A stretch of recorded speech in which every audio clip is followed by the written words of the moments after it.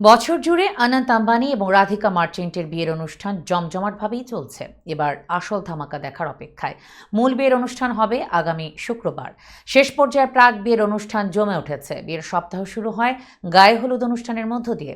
এই অনুষ্ঠানে সালমান খানের লুকটি ছিল নজর কাড়া। বিস্তারিত জুনায়েদ আহমেদ সৈকতের ডেস্ক রিপোর্টে।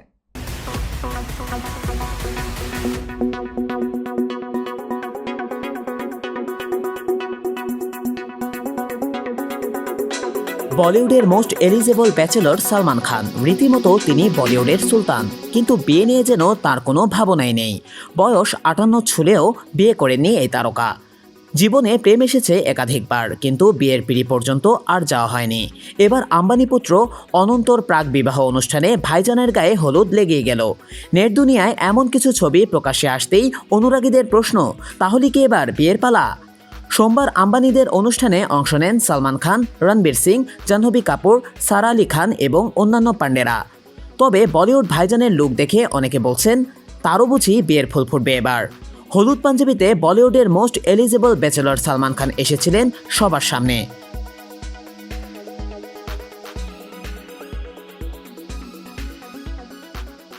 অনন্ত রাধিকার হলুদ অনুষ্ঠানে সালমান এসেছিলেন কালো পাঠানি পরে।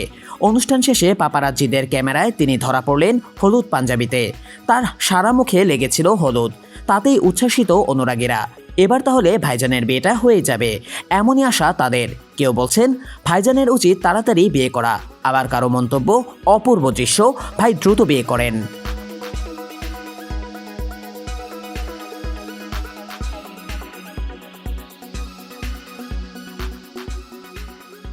সামাজিক যোগাযোগ মাধ্যমে তার ছবি প্রকাশ হলে নেটিজেনদের মনে প্রশ্ন জাগে, এবার কি ভাইজান বিয়ে করেই ফেলবেন?